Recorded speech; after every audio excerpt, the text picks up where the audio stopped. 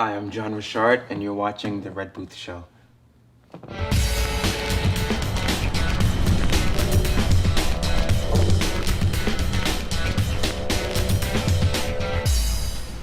Hi, welcome to The Red Booth Show. I'm your host, Kimberly Q. On tonight's episode, I have the musician, Jon Reshard, the world's best bassist. Anyways, come and get to know him. So, hey Jon, how's it going? Good, I'm good. How are you doing? I'm good. I'm so excited to have you on the show. Glad to be here. So, Jon is a musical genius, and he's done a lot of producing of music as well as playing with some very amazing stars like Prince, for example. For sure. And so, yeah, why don't you tell us a bit about that? Well, I started out doing my own records when I was around 15. And on that note, long story short, when I was 18, I did another record with a guy named Greg Howe. And just trying my luck, see what I could do on my own. And I went to a NAMM convention, and I met a guy named Morris Hayes, who's from New Power Generation, one of Prince's backing bands, I think after the Revolution. Wow. Yeah, and Morris heard the record and was like, "Hey man, you mind if I give this to Prince?" And I was like, "Yeah, sure." You're like, no, do not give it to Prince. No. Yeah, like, never, don't do that. So about a week later, after I got back, because I was living in Florida at the time, and then the convention was in LA, left, went back to Florida. About a week later, it was like Sunday morning, 3 a.m., or technically Monday morning, and it was an assistant of Prince's asking if I could be there the next day at noon. In LA? In Minnesota. Oh, To go to wow. Paisley, yeah. So I guess he liked it then. Yeah, he liked it. I was like, wow, this guy really did, because my father taught me how to play. I started playing when I was 5. And What instrument were you playing? Bass. Okay. Up until that point, it just had been a lot of people saying a lot of different things. And of course, and at that point when I met Morris at NAMM, I'd been to NAMM like 4 or 5 times already.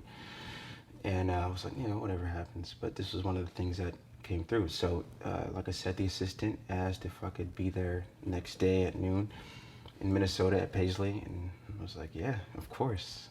Of course. So. And so you just hopped on a plane and got out there?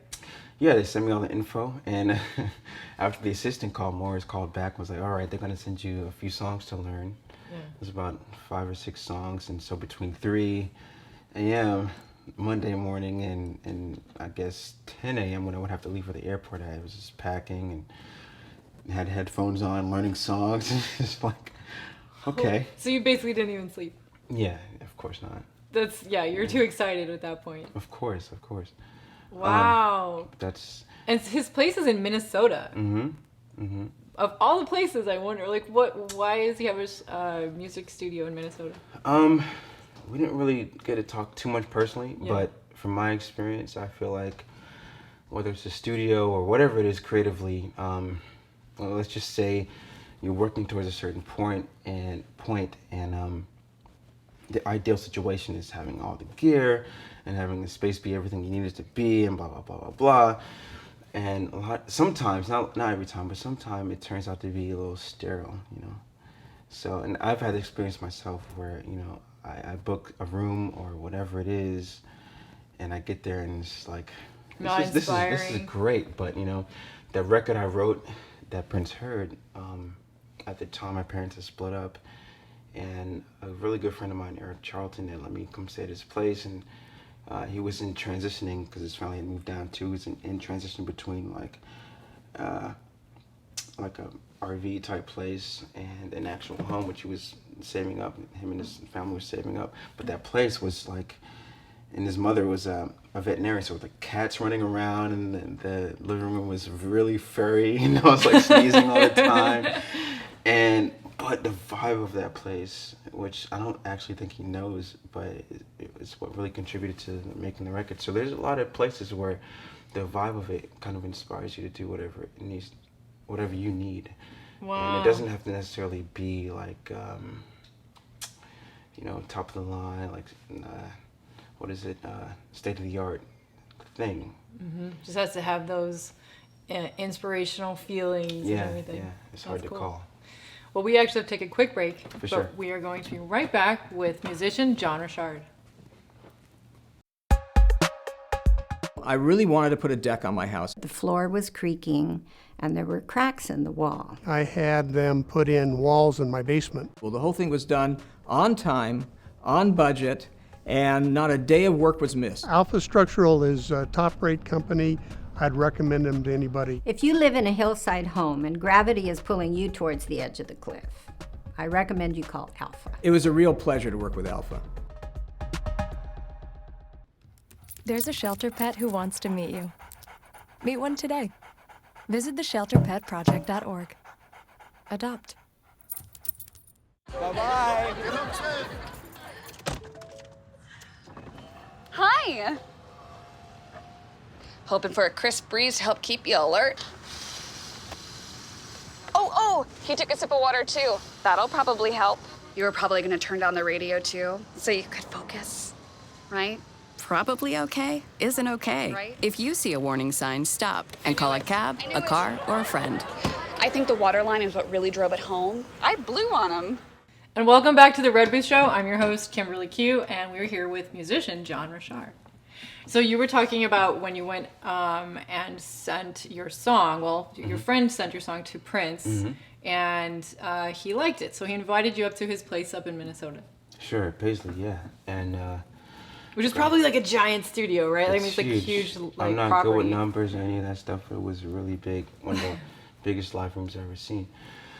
So I get there and we get to a hotel, or I get to a hotel. The assistant picks me up, and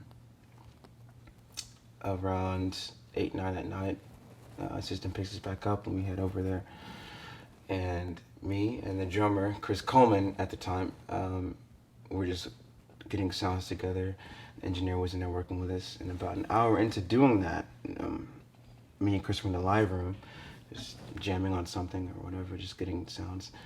And there was a scent, like this really floral, like Perfume? Like cologne? It didn't have the alcohol thing, which is crazy for like something natural to have that sort of impact. But that was one of the weird lessons that I got from working with Prince, was like, scent has a lot to do with, or can have a lot to do with presence. Anyway, I was looking down playing, and I smelled this thing, and then maybe about 100 feet away off in the right corner of the room, like where the door to the live room is, I see Prince walking towards me. I was like, wow, that's crazy. And was he like, ow? I wish he was. It was a little more, that's the other thing, like, I know a lot of his bandmates and stuff like that, and actually prior to doing this, that morning I had a chance to talk to a few of them. They were like, just, play the bass part like it's written. Don't try to showboat. Just do your thing. Just do your job. And I don't know who was actually, and also another thing, I hate to say this, but I wasn't so much of like a Prince. I was a Prince fan, but I didn't listen to so much of his music. So the only things I knew of him at the time, I think it was like 24, something like that. 25 was Dave Chappelle's skit. Oh no! and Purple Rain. So I was like, I don't know what's gonna happen. But he walked up to me from the live room, like from the entrance, and I got up. He's like, "Oh, don't get up, man." I was like, "Oh my God, are you kidding me?" And he said, "Thanks for coming, and we're gonna have a good time. We're gonna have a good time." He's just a really cool dude.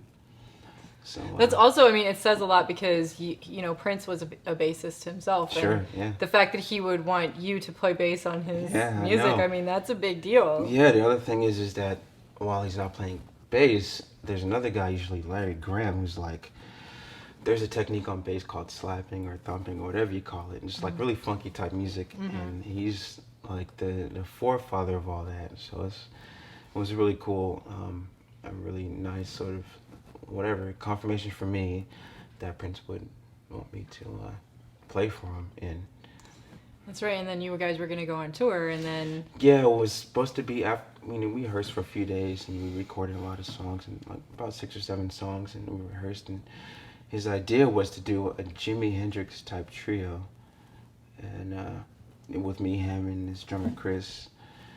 And it was just like, when we go out, you gotta just do everything that you're doing here, which was contrary to what all the advice I was getting, which is cool. But To just play it how you wanted and stuff. yeah. Wow. Yeah. But he ended up, I think, going with but he did go with Third Eye Girl, which is another all-girl group. But yeah, that was pretty much my experience with him. Wow. Hmm. That's so crazy. And then obviously we had this tragic situation that happened with him. Yeah. And that was like not too long after all of that, wasn't it? Yeah, a few years. But, it always seems like people like icons and legends like that seem invincible and immortal, and when they're gone, it's just kind of crazy. And I don't know, I guess everybody feels that way, or, different generations. But for me, it was one of the first, because Michael's gone too, obviously. It's one of the first times I really kind of faced that, like my childhood's kind of dying. In a way, like I also teach, and so sometimes students, I'll play a song and be like, check this out, and they'll ask, who is that? And they don't know who it is. I'm so old. No, you're not. You're so not. Yeah, but, that's so funny. He's gone, and for me, in that sort of scenario, I try to focus on, it's sad, but I'm more happy that it happened. Yeah, I mean, at least you got to play with him. That's just an Not even amazing that, but just thing. that they were there. Focus on the time that they spent that was positive, the things that they were contributing, versus they're gone and things suck now. Yeah. Which is obviously also true because we're human, but Yeah. I That's don't true, know, though, just- focusing on the positive that he Yeah, contributed. he left so much great music, and he's gone, so hopefully he inspires somebody, obviously myself included, but inspires some younger generations to do something they like, not even just music, but whatever they want to do, because he's one of those kids that there are a lot of opposing sort of forces, from my knowledge of him, going into doing what he wanted to do. So no matter what it is, I feel like for me, obviously, since we shared the same thing, music, he brought some hope, but hopefully, that thing that he did, along with millions of others, they inspired the future generations to just go for what they want to do. I Yeah. definitely think so. Yeah, That's cool. Okay, well, we have to take another break, for sure. but we will be back with musician Jon Reshard. Bye-bye. Hi! Hoping for a crisp breeze to help keep you alert. Oh, he took a sip of water too. That'll probably help. You were probably gonna turn down the radio too, so you could focus, right? Probably okay isn't okay. Right. If you see a warning sign, stop and call a cab, a car, or a friend. I think the water line is what really drove it home. I blew on him.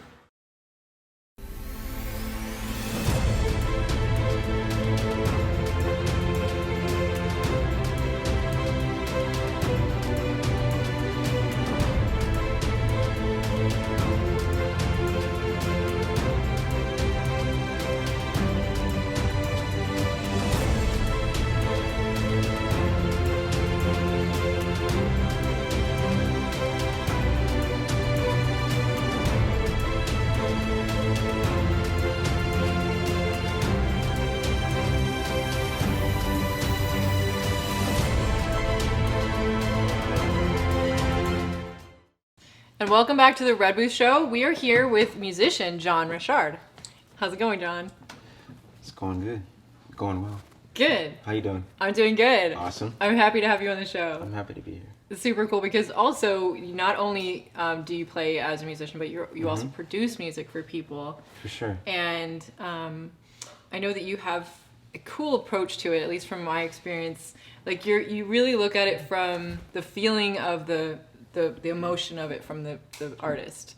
Sure, yeah. Would you say that? That's everything. I mean, I'm a performer. That's really what I see myself as. And I don't really look to do producing, but when the music's great and I get approached in that way, it's really important for me to come from that angle, because, I mean, that's what matters. A lot of things there's a lot of great music, but a lot of it's homogenized, and I just like old school performing and the idea that a record or anything like that, even nowadays, MP3, whatever, it's more of a souvenir of the performance. And even though nowadays the song was on the radio, the MP3, whatever, that's how you introduce a new artist or whatever, I really feel like the more important thing is that the performance is great, and The live performance. the live performance. Because there's a certain thing that happens with any performer can tell you. When you get into that zone, whether it's, I don't know, the NBA Finals or Tiger Woods or, I don't know, a dancer or an actor, and you get into that zone, there's something that happens that you're channeling. So my production is more, it's more in that vein, is a little more raw than I think is maybe comfortable, but I like that the best because that's what makes me feel the most. And yeah, I think that's what people that approach me, that's what they get out of what I do. And at the moment, actually, I think he was on the show, Frankie. That's right, Yeah, Frankie. yeah. Frankie Pizzano. Frank. Hi, Frankie.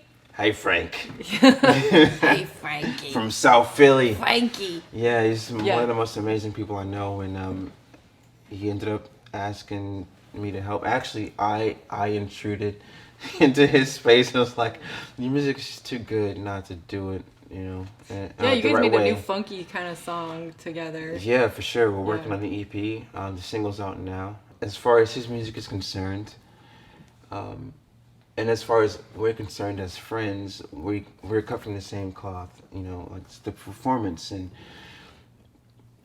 he's from Philly, and a lot of people that pay attention to him, and a lot of his influences are really concerned more so with the performance. And so it's like, okay, well, let's focus on that. We both know what that is, and so to record that, it's like, well, let's get as much as we can from that live performance, whether it's, you know, going back to like Frank Sinatra or Sammy Davis or Jackie Wilson or Fred Astaire or Usher or Beyonce. Let's take this performance thing, the thing that we really want to present, and get as much of that as we can onto the recording. And he's been really great with that, and we've been collaborating on his stuff, Frankie and the Fixers, and I love it. I love working on it. So that's one of the awesome. things I do when helping out, you know, as a producer or just any kind of insight. For whatever reason, people ask me.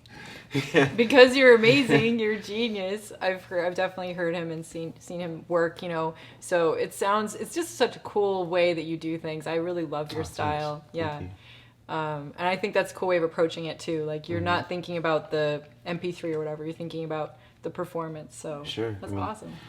That's what it used to be, and I want to try to get back to that, you know. I mean, I love what's going on now. I love it. And but there is another school of thought where it's like, let's play the song and see what works and what doesn't work in front of a live audience as much as we can, and get as much of that as we can onto the, you know, vinyl or the digital format or whatever it is, so that people can get the idea. Because it's not so much about perfection, whatever that may mean, whether it's hitting the right note and the perfect rhythm. It's more about the energy that people. Yeah, and you could probably tell that from the crowd too, right? Oh, for How they sure. react Oh, to for it, sure. then you really know. Mm-hmm. And you can't tell that when you're just recording. You in a can't. studio. You Yeah. can't. I mean, a great song is a great song, but when you perform it, you can see what works and what doesn't, and then, you know, over time, you just have all things that just work, and then when you put that on the recording, it's like, well, it's really special. So That's cool. I try to look at it from that angle, even if we don't get a chance to perform the song. It's like, Cool. what would this song be like if we performed it for a year, and then just come back and try to record that. Cool. Mm-hmm. Okay, well, we have to take another break. All right. We'll be back with musician Jon Reshard. Okay, so we drowned the fire, stirred it, drowned it again, and now just feel if it's cold. Yeah. Cool.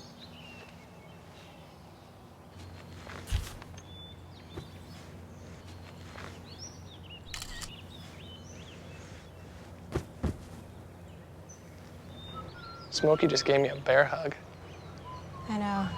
I already posted it. So you've decided to go to college. That's cool. So pop quiz. Which is a better way to earn your degree?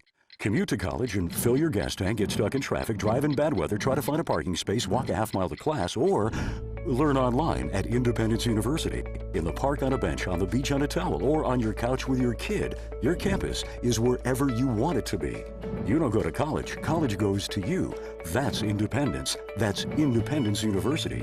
You schedule classes around your schedule, and all your supplies, including a brand new laptop and tablet, are included with tuition.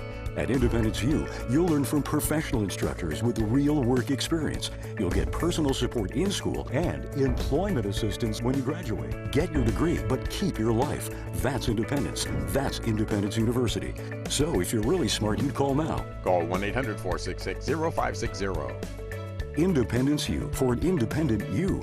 Call 1-800-466-0560. There's a shelter pet who wants to meet you. Meet one today. Visit theshelterpetproject.org. Adopt.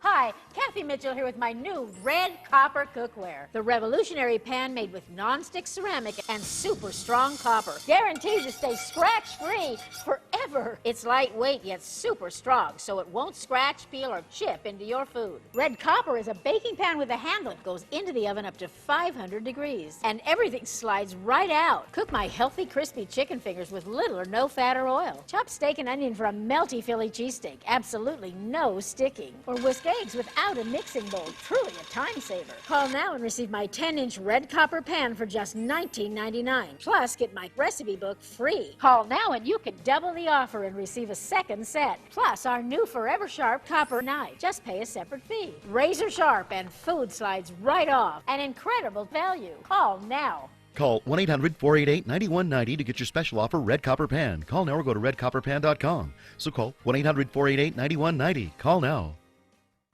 And welcome back to the Red Booth Show. I'm here with musician Jon Reshard.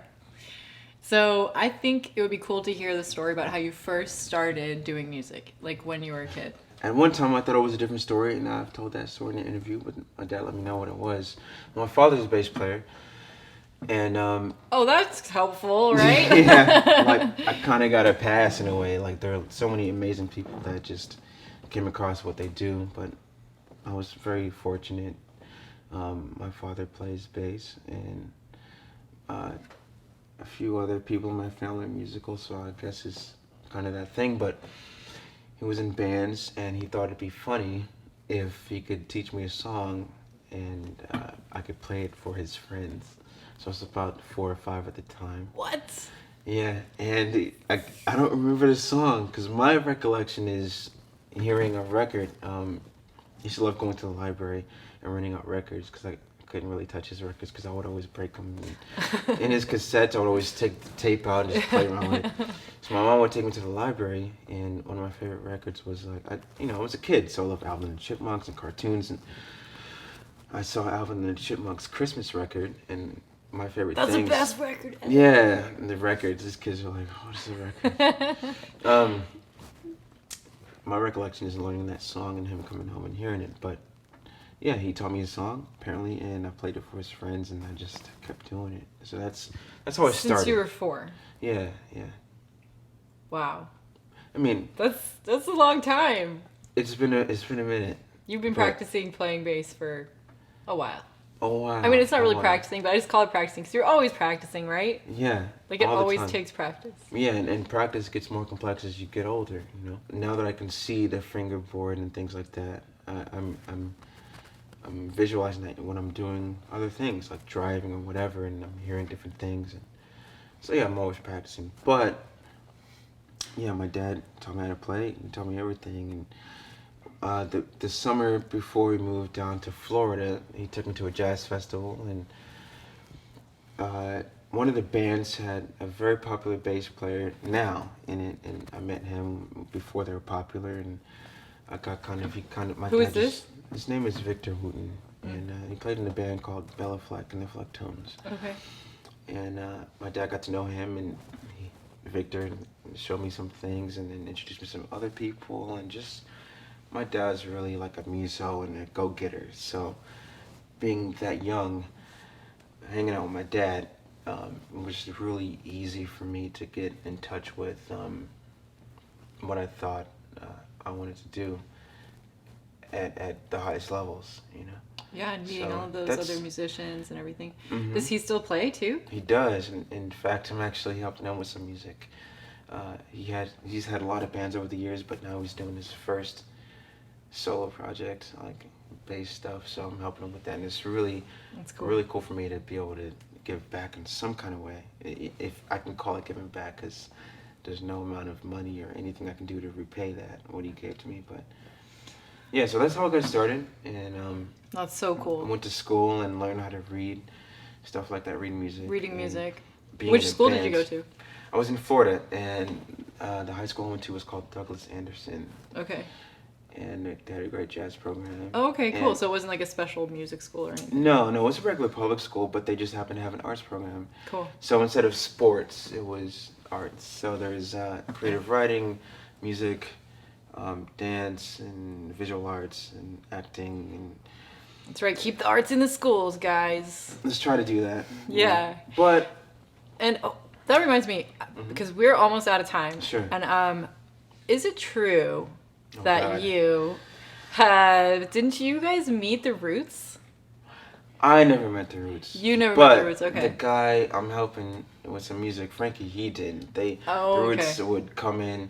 I think, what's the name of his band, his older band? Uh-oh. Fat City Reprise. That's right. Okay. So their manager heard them playing around Philly, or before, I guess, maybe I'm getting the story wrong, but I feel like a guy heard him playing around, picked him up, brought him into the studio. The studio ended up being the Roots studio, and they didn't even know that. they didn't know, but every now and again, Questlove or another member will come in and be like, "Yeah, you guys sound good." And That's pretty awesome. Yeah. If he says you sound good, that means you sound yeah, good. but right? I'm, Yeah. as much music as I've listened to, and as many people as I've been around, Frankie's one of those guys, and his writing is amazing. So it's like he just needs to see the light of day. So that's how I try to help. That's cool. Bring out A little bit extra. Yeah, There for you go. sure. That's so cool. Mhm. Well, you are truly very talented, and I'm so excited You're to very have talented. you. Thank you. Well, I'm really excited that I got to have you on the show, and Same. I Thank you. hope people come and check out your next, album that you're putting out, your next sure. EPs. Where should they find that? VigilantNation.com. We've got a band called Vigilant, and we're doing an EP, and Cool. it'll be out really soon. Okay, good. And if people want to get some help with producing, they can reach you through that too. Or you're like, know no, I don't how. want to. That's not necessarily my Not- thing. It just okay. ends up He's being just really something good I'm at it. in the middle of, like a Starbucks line. Yeah. Like, I don't know how I got here. Like, How did Kevin this Hart would happen? say. Yeah. Well, cool. Well, thanks again, and for sharing your stories too. You got and it. Thank I you. can't wait to hear your new music. All right. Cool.